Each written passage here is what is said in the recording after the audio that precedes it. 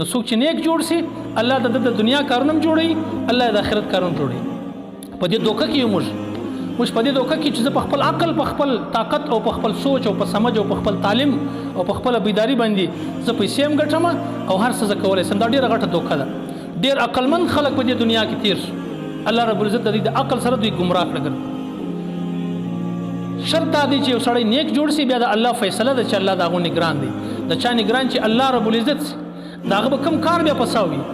کومه پریشاني به بیا د ده نه ختمیږي ټولې پریشانانې بیا الله پاک ختموي بیا مرشد عالم رحمت الله علیه یو غټ بزرګ تیر شوی زموږ د پنجاب د علماو څخه دی هغه د هغه یو مریدو دوه مریدان دي یو مرید دا واقع بیانوي هغه دا ټیم ډېر غټ خلیفه دی زموږ په پاکستان کې ډېر غټ بزرګ انسان دی د وجې د ډېرو خلکو الله پاک زندګیانې بدلې کړې د ډېرو زنانو د ډېرو ځوانانو د هغو خپل ژوند الله د دغه سړي په وجه باندې الله بدل کړي هغه وایي زه مدینې شریفې ته تللی وم نو زه ناست وم دا زما د پیر بایي چې ورته وایي زما د پیر صاحب چې کوم مرید و کاري صاحب و د هغه په مدینه کې هلته مدینه منوره کې کور و بقاعده وایي زه ناست وم دی را روان و چې راغی چونکې زموږ پیر صاحب خو وفات شو نو زما او دی پاتې شو او دی پیر بایګانو د یوه پیر دواړه مریدانو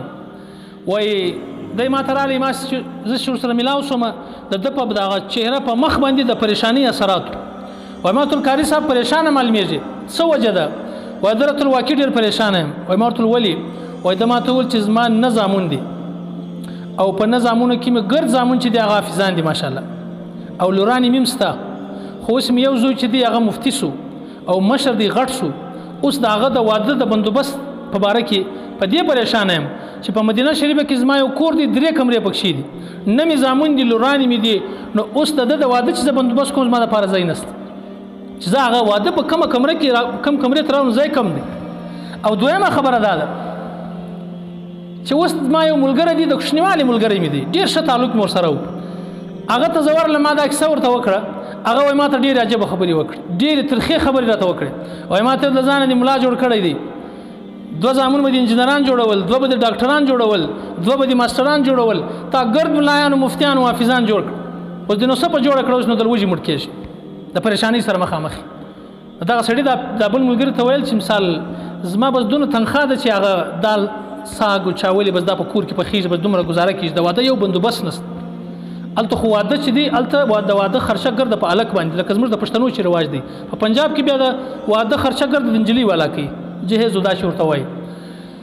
او بلې وایي دا خبر راته وکړه زما ملګري وایي په اخر کې دا خبره هم راته وکړه وایي ما ته یې ویل چې اوس ګرځه د زوی د رشتې دپاره چوټې به دې سرې چې څوک به تا ته واده نه کړي در ستا د بچي دپاره به رشته نه کې پیدا ګرځه پسې چې ګرد ملایان او مفتیان او حافظان جوړول نن چې پسې وګرځېږي چوټې به دې سرې سي دونه زیات به وګرځېږي خو څوک به تا ته لور نه کړي در رشته به ستا زوی ته دپاره نه کړي در وایي ډېر زیات یې غمګینه کړم بس دلته رالم هغه مې په تا باندې نظر ولګېدی ما ستاسو به درخواست وکړم چې ته زما دپاره دعا وغواړه چې الله زما مسایل یې حل کړي وایي ما ورته وویل چې اوس بس لږ ټایم بعد د نبي علیه اسلام روضې ته ځو هلته به د نبي علیه اسلام د روضې زیارت هم وکړو او هلته به دعا وغواړو الله پاک هلته دعا قبلوي الله به زموږ کار وکړي وایي بیا د نبي علیه اسلام روضه اقدس ته مخامخ ودرېدل درود و سلام یې په نبي علیه اسلام باندې ووایي دعا مې وغوښتله چې الله د دغه د بچي مسله ده بچیان دي د واده و پریشانه دی خو بار دعا مې وغوښتله سړی ولاړی سبا وایي د ماخستن لمانځه بعد زه ناست یم په غزي باندې کاري صاحب د مټایي یوه ډبره اخیستې ده خاندي خوشحاله دی را روان دی وایي ما سره خلاص شو دا پرون وایي ده اوس په هغه ټایم ما ته وویل د موږ چې دعا وغوښتله وایي ده اوس زه یو کور ته ورځم د رشتې دپاره ته دعا وغواړه موږ دعا وغوښتله د رشتې دپاره ولاړی خپل کور والا یې ورسره سبا چې راځي د مټایي ډبه یې په لاس کې د خاندي خوشحاله دی وایي ما ډېر خوشحاله وایي ده و چې پرون زه ولاړم کارګزاري یې راته وویله وایي پرون چې موږ ولاړو موږ دا اورېدلي وو چې دلته په مدینه شریفه کې یو انجینر و هغه وفات شو هغه انجینر نیک سړی و صالح انسان دینداره سړی و نو د هغه لور چې وه هغه د هغه لورانې پاته سوې وي نو د هغه کور په کور کې لورانې شته نو ما د هغه د خپل بچي دپاره موږ ورغلو خپله کور والا را سره ورشتې دپاره ورغلو هلته چې مې کور والا ور دننه کړ چې ورغله د هغې سره چې مجلس وکړي 2 منټه بعد فورا زما کور والا آل راواستوي چې ستا سره زه په تنهایي کې ملاقات کوم په پرده کې ته راسه وایي زه ډېر پریشان شو چې ما خل ډېر ځلې جواب ورکړي ما خو نه دا ملګري خبرې په ذهن کې چې څوک یې راکوي ما ته وایي چې څنګه راله وایي کور والا مې راته وایي چې اوګیا وایي وسو کیسه وایي ما څه وسو اخر وایي دی ویل چې داسې بهترین نجلۍ دومره ښایسته نجلۍ نیک سیرت نیک صورت یعنی ښه اخلاق والا او حسن والا دا یو انجینر دی چې داغه لور ده او هغه دا وصیت کړی دی کور والا ته خپل کور ولته دا وصیت کړی دا کونډی ته چې زما ټول دا زما لور چې دا به یو دیندار عالم تور کې بل چاته شور نه و بیا د دې سا ودرېدل نه چې هغه ډېر تیز را سا چې ودرېږي لږ ټیم بعد ویل چې سب وګیا وای ما څه مطلب وای دې راټول چې د دې نه لورانی دي د دې زنانی د انجینر نه لورانی دي او زموږ نه زامون دي و هغه راټول چې دا یو واده وکړي چې دا بل دې غټ چې دا بل نه سره کوز دی مې په 2 منټه کې وکړه تا ترالم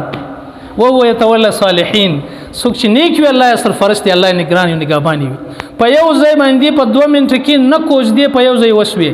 زما استاد عقل خدا وایي چې مولوی صاحب دی مفتی صاحب دی حافظ صاحب دی څوک به ور کوي څوک به د خپل لور ور کوي دا غریب ډېر پریشان شي زما د فیصله چې تی دا شګردم لایان جوړ کې کم از کم دومره خو کې چې په اولاد کې ستا په اولاد کې یو نیک سړی وي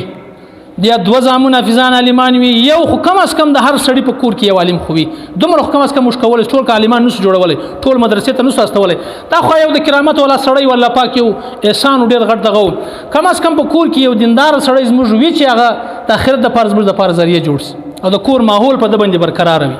نو دا په یو ټیم کې د سړی نه کوز دی په 2 منټه کې وکړي دا د قران آیت دی او هو يتولى الصالحين الله د نیکانو سرپرست دی د نیکانو نگران دی الله رب العزت دا چې الله پاک کارونه جوړي د خلکو